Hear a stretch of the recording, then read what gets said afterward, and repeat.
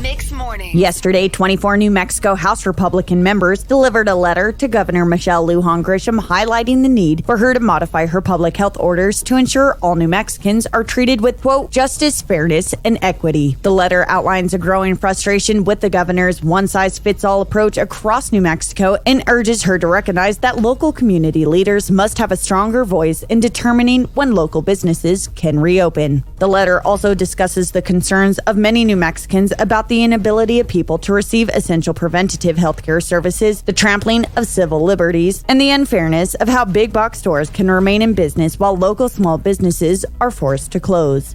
Yesterday, at approximately 9:36 a.m., officers of the Clovis Police Department were dispatched to the area of 21st and Mitchell Streets for a motor vehicle crash. The Clovis Police Department dispatch received an emergency call for service where the caller described a white Ford truck that passed the light at 21st and Thornton Street. After the white Ford passed the light, the truck was reported to have left the roadway, crashing into another vehicle as well as a light pole in the parking lot of the Curry House apartment complex. The Clovis Fire Department Emergency Medical Services and Clovis police officers arrived on the scene to find the driver of the truck, Chris Samaraj, 18, was not responsive. He was immediately transported to Plains Regional Medical Center and has been transferred to Lubbock, Texas.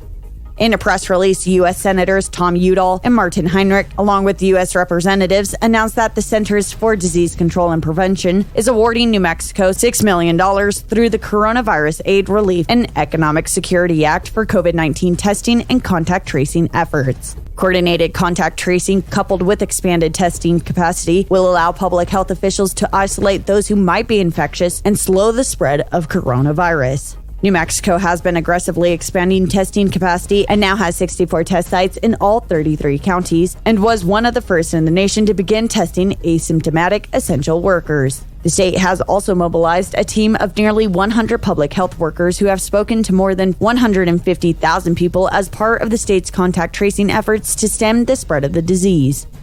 New Mexico's top finance official is leaving the administration of Governor Michelle Lujan Grisham as the state anticipates a budget crisis linked to the coronavirus pandemic.